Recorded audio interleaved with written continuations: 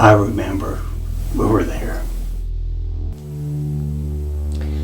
By 1943, the tide of the war had shifted. Allied forces had pushed the Germans out of Africa, across Sicily and up the boot of Italy.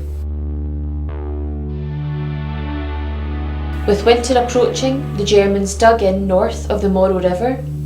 Determined to hold the line at Ortona, Hitler reinforced the now strategic site with elite troops. Crossing the river, Canadian soldiers approach Ortona. Hitler issues clear orders: hold at all costs.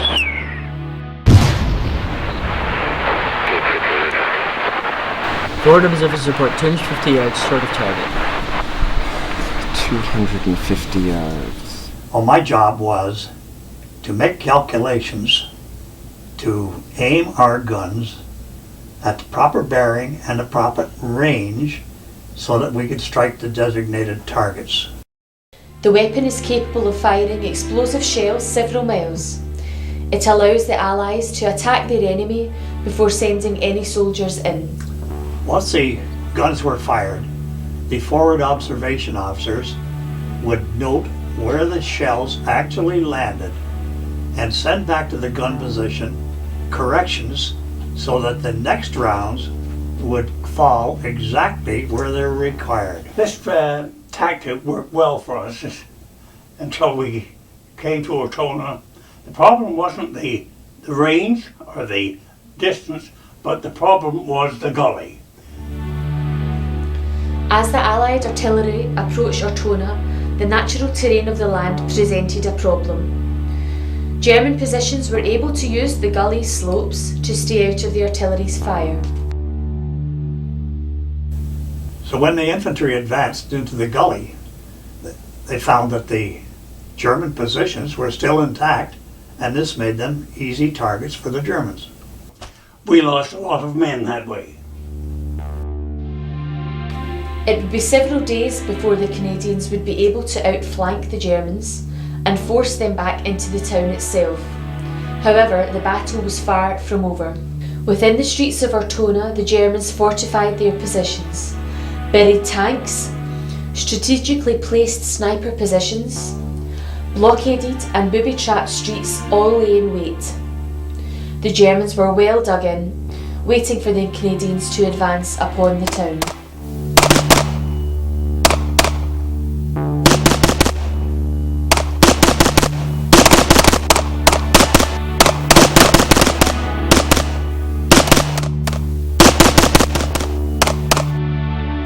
For the advancing Canadians, the streets of Ortona were simply death traps. There had to be a better way. The answer was found in the town's architecture. Several streets featured buildings that were attached to one another. The Canadians were able to blast their way from one house to another, one room to another.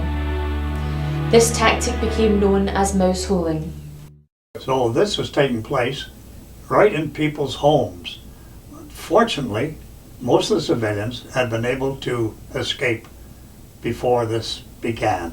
Francesca was one such individual. Francesca was born on the 14th of April 1920, so on Monday she's going to be 88, right?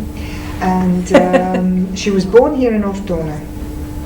Up until October 1943 they were living in Ortona. Io veramente fino a ottobre sono stata a Ortona. Poi il mese di novembre. Came around. The Germans went round all of the houses and they told the people of Ortona that they had to leave the town. They had to go away. It didn't matter where they went, they had to get out of the town, leave everything behind. And they walked across the countryside towards a little village that's called Villa Grande.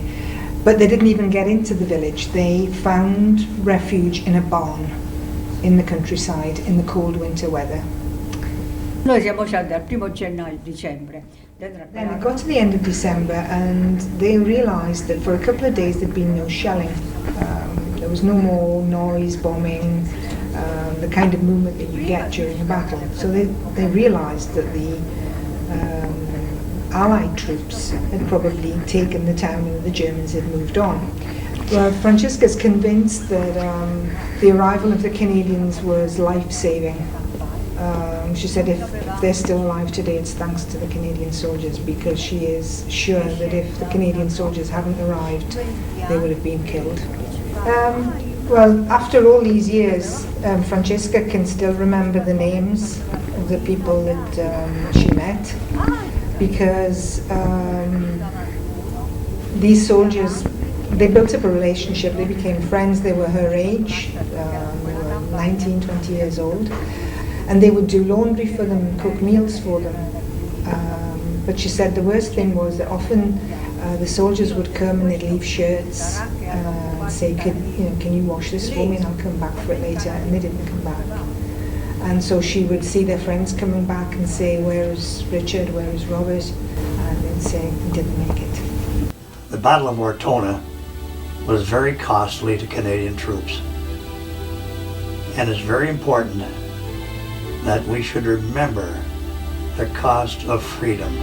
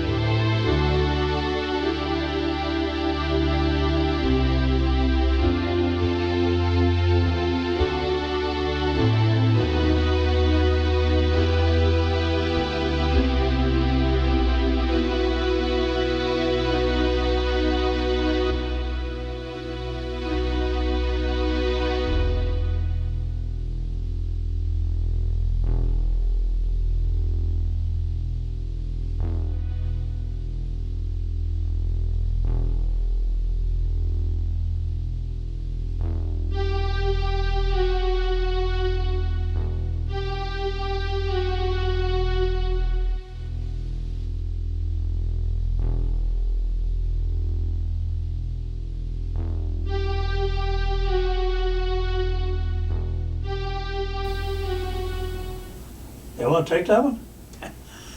Well, I think that we ought to remember, for the sake of the fellows who gave their lives, and for the ones who came back and their lives were changed forever, Oh, yes. crippled or unwell or whatever it was. I think we ought to remember all of them.